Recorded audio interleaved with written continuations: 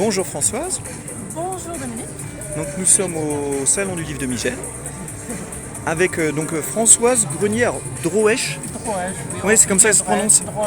Droesch. Non, mais c'est toi qui vas nous donner la bonne prononciation. Oui, on va dire Droesch. Alors, pour ne rien te cacher, j'ai vu que tu lisais Les Cavernes d'acier d'Asimov. Oui. Donc tu es amatrice de science-fiction. Et oui, c'était une de mes premières lectures, enfin deuxième, on va dire, c'était au lycée. J'ai vraiment plongé dans la science-fiction. Et particulièrement Asimov ou c'est un hasard de lecture? Oui, c'est un peu hasard. J'aime bien par exemple Théodore Sturgeon,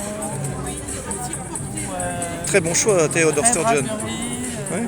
Enfin, les grands auteurs là, de cette époque des années 70, avec les couvertures des fois Oui, qui est très belle. métallisées, mais pas seulement. Pas seulement. Quand j'étais plus jeune, Alors, j'aimais plus on s'était l'horreur. croisés une première fois quand tu participais à une anthologie sur Cthulhu. Oui, voilà. Et bien là, c'était dans ma jeunesse, 12-13 ans, 14 ans, j'aimais bien Edgar Poe, Lovecraft, voilà. Essaye de parler un peu plus fort parce qu'avec la musique on va pas t'entendre. Ah oui. Et donc voilà, c'est vraiment l'horreur, je sais pas, c'est dans mon ADN. J'aime bien les textes qui font peur. Et voilà, j'ai écrit là-dessus justement au tout début que j'ai commencé à écrire parce que c'est quand même très récent en fait. L'écriture? Le fait d'écrire, oui. Ok. J'ai commencé à écrire il y a peut-être une dizaine, 12 ans, on va dire dans les années 2010. Oui, d'accord. Avant, je dessinais. Moi, j'ai eu un diplôme d'art, de gravure, et j'ai fait les beaux-arts. Et je l'avais destiné au professorat de dessin. Ok. Et donc, j'avais un personnage, un coup comme ça, enfin souvent de réminiscence qui m'embêtait, qui me cassait. Enfin, sans arrêt, j'avais son visage, des lieux où il opérait, genre de vampire psychique. Et je n'arrivais pas à le dessiner parce que quand j'avais des flashs comme ça un peu compliqués à gérer, je les dessine. Enfin, voilà, c'est Ça permet d'évacuer. À distance. Oui, d'accord. Et là, j'arrivais pas du tout à le dessiner. Donc du coup, je me suis mis à écrire son histoire. Et c'était donc dans les années 2010, un petit peu avant. Et donc tu as commencé à écrire. Voilà. Et je ne pensais pas du tout être capable d'écrire un roman de 250 pages. C'était le premier, tu vois.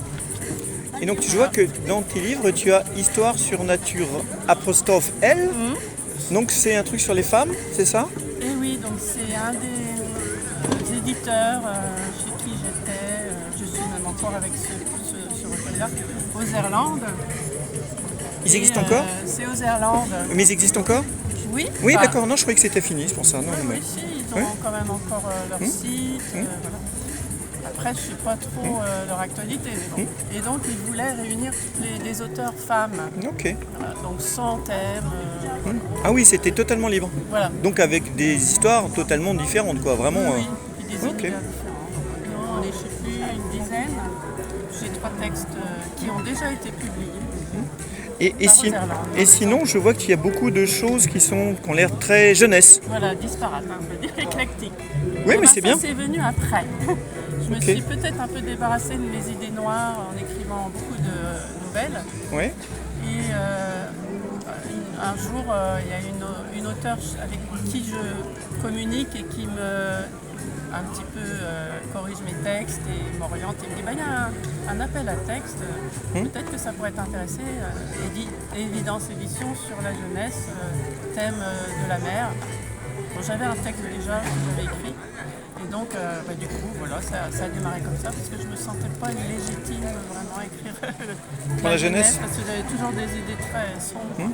Finalement ça a été, j'ai réussi maintenant à me débarrasser de toute cette noirceur. Et donc maintenant tu fais plus de la jeunesse alors? Oui, c'est tes derniers livres. Plus sur la jeunesse maintenant.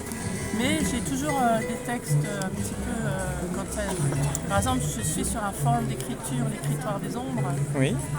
Et bon, il a arrêté ce forum maintenant, c'est Discord, c'est l'encrier des mauvais gens. Et donc on fait des concours, des choses comme ça, et toujours des thèmes. Tout de suite ça me parle et moi j'écris. Donc tu n'as pas complètement arrêté l'écriture pour les grands? Non. Ça aurait pu. Je continue quand même.